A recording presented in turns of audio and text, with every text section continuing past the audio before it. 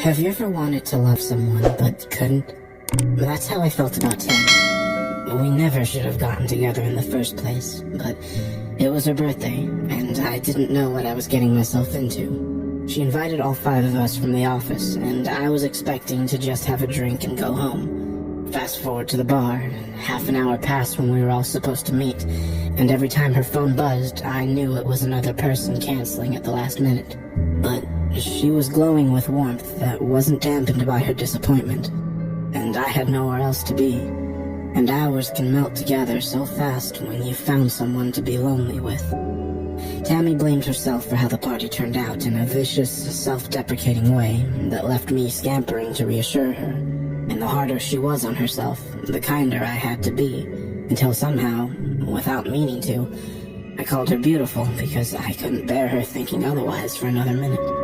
The way her face lit up in response was proof that I wasn't lying, and the way she smiled back made me feel like it was the first time she'd really ever believed those words. Tammy stayed close to me as we were leaving together, close enough to feel her breath on my neck. Then her arms were wrapped around my arm, and her warmth wasn't just something to be imagined anymore. Just to keep her balance, she said. But no amount of steadying herself was enough for her to let go. She'd been drinking after all, and needed someone to drive her home.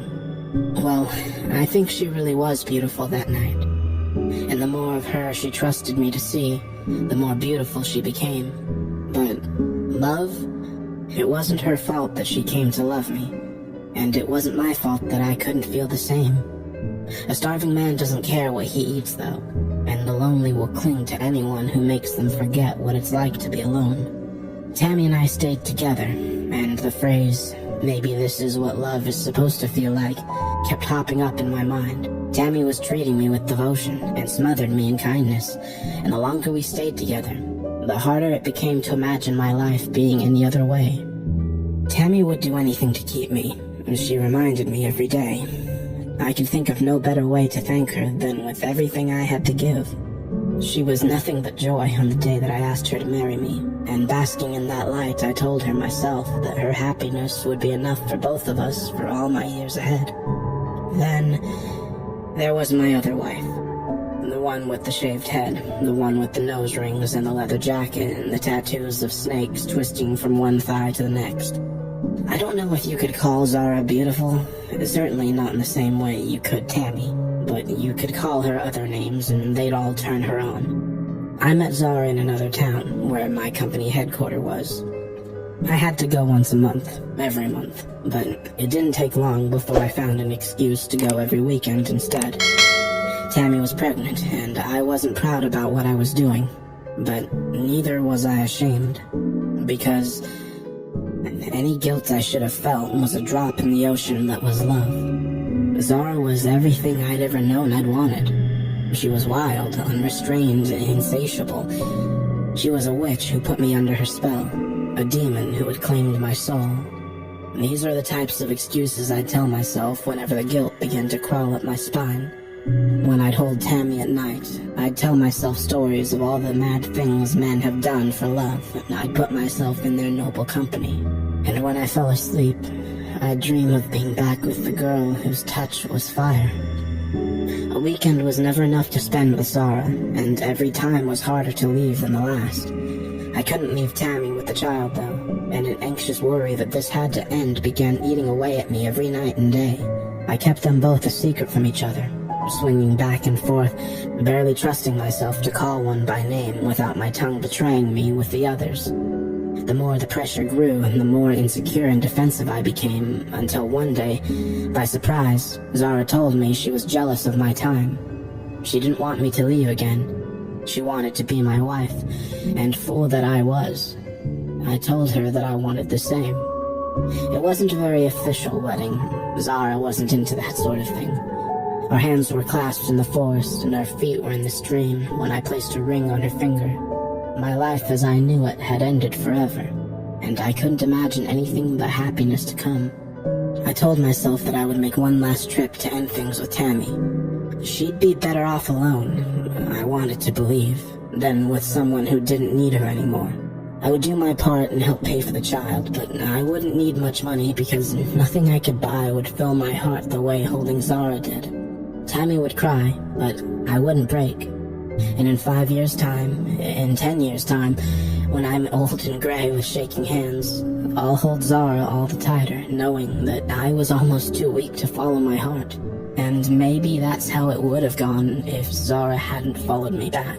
She thought she would surprise me by taking the trip to help me move. She thought she was being clever by calling my work and pretending to be a client setting up a meeting at my home. How could she have known that Tammy was home while I had gone to the store to pick up some things for our newborn child? The police were there before I was home. The weeping young mother and the screaming punk. It wasn't hard for them to figure out what had happened. The knife-slashed curtains and the shattered plates. There must have been quite a fight to be loud enough for the neighbors to call the cops. The blood-stained carpet and the dirty tracks into the nursery.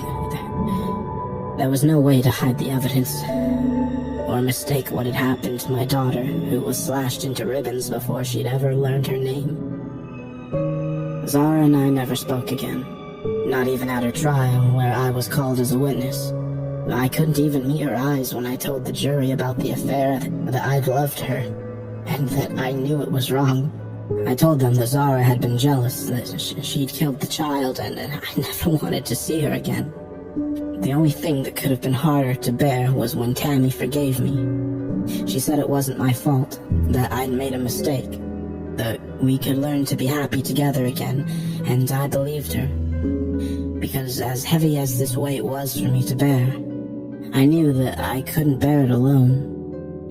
That was almost 20 years ago, and Tammy and I have moved past it the best we could. We had 2 more children, both boys, and I'm glad of that, because if we'd had another girl, I don't think I could have looked at her without thinking about the child who had been cut.